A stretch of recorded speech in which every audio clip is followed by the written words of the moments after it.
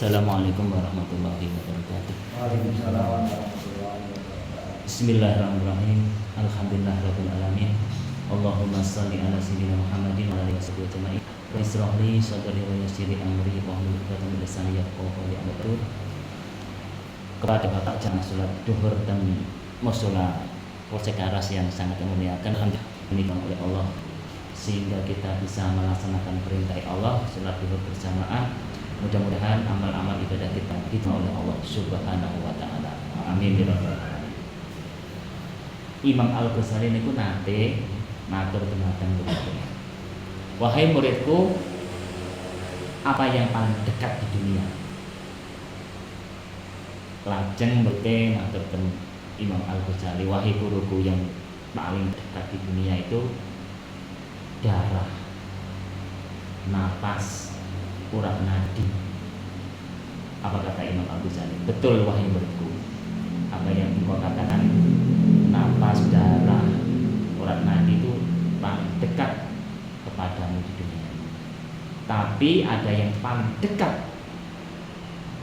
di antara itu, yaitu kematian, al-maut. Bahkan manusia itu sebelum diciptakan di dunia 500 tahun sudah dicatat yang namanya kematian di Lauhul Mahfuz.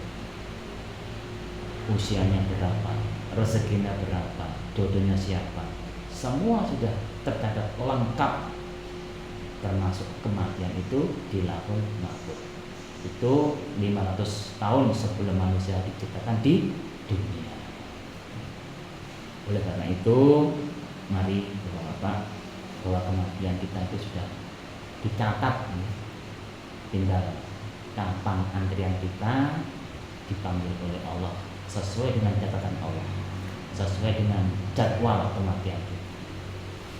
Dan jadwal kematian kita tidak ada yang tahu, apakah nanti sore, apakah nanti malam, apakah besok pagi, tidak ada yang tahu kecuali Allah memberitahu kepada hamba.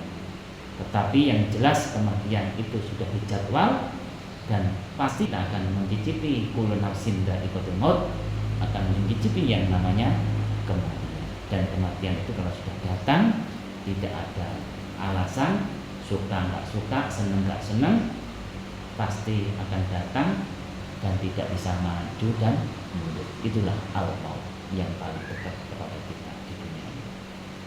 Maka daripada itu, mari kita siapkan kehidupan setelah dunia yang sementara ini, yang tidak lama di dunia, yang sangat-sangat sebentar. Kita akan pindah ke alam akhirat, yaitu mari kita siapkan bekalnya dengan taat kepada Allah, bekalnya dengan amal soleh, bekalnya dengan amal-amal ibadah, bekalnya yaitu tunduk kepada Allah. Itulah bekalnya kehidupan di akhirat.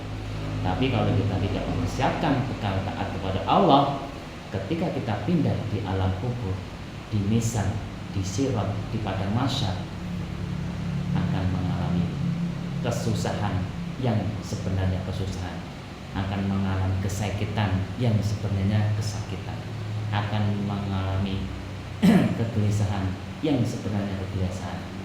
Itulah karena yang tidak mempersiapkan bekal di akhirat. Tetapi untunglah kalau orang itu mempersiapkan bekal nantinya di akhirat dengan taat kepada Allah, melaksanakan perintah-perintah Allah, menjauhi apa yang telah dilarang oleh Allah, amal-amal soleh, amal-amal ibadah yang telah dituntunkan oleh Kanjeng Nabi Muhammad SAW. Itulah keuntungan yang besar, kebahagiaan yang sebenarnya, kebahagiaan di akhirat, keindahan yang sebenarnya, keindahan di akhirat, kenikmatan yang sebenarnya, kenikmatan di akhirat. Itulah surganya Allah yang kekal dan abadi.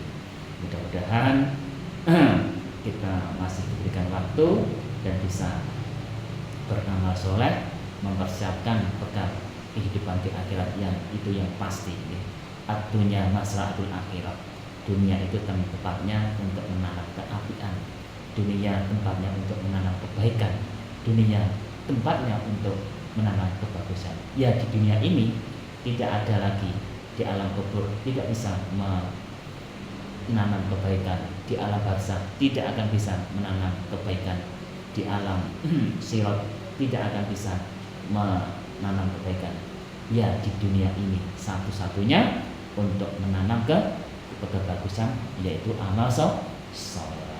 Mudah-mudahan kita semuanya diberikan pertolongan oleh Allah, dapat bisa mengamalkan amal-amal soleh, bisa taat kepada Allah, dan amal-amal kita ibadah kita diterima oleh Allah SWT, dan dosa-dosa yang kita lakukan, yang dosa yang kemarin, yang sekarang, yang akan datang, mudah-mudahan diampuni oleh Allah Subhanahu wa taala. Dan mudah-mudahan sewaktu kita dipanggil oleh Allah, ya, dimatikan oleh Allah dalam keadaan husnul khatimah. Amin ya rabbal alamin. Dan bisa melafazkan la ilaha illallah, ya. Man kana akhirul kalam la ilaha illallah dakhala jannah.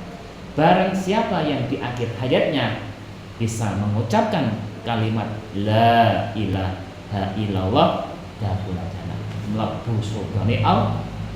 Mudah-mudahan kita semuanya sewaktu-waktu nanti sedo, sewaktu-waktu dipanggil oleh maut dalam keadaan husnul khatimah.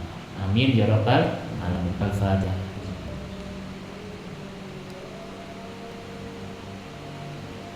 Subhanakallahumma wa bihamdika asyhadu an la ilaha illa anta astaghfiruka wa atubu ilaik.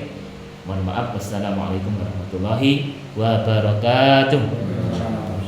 Allahumma shalli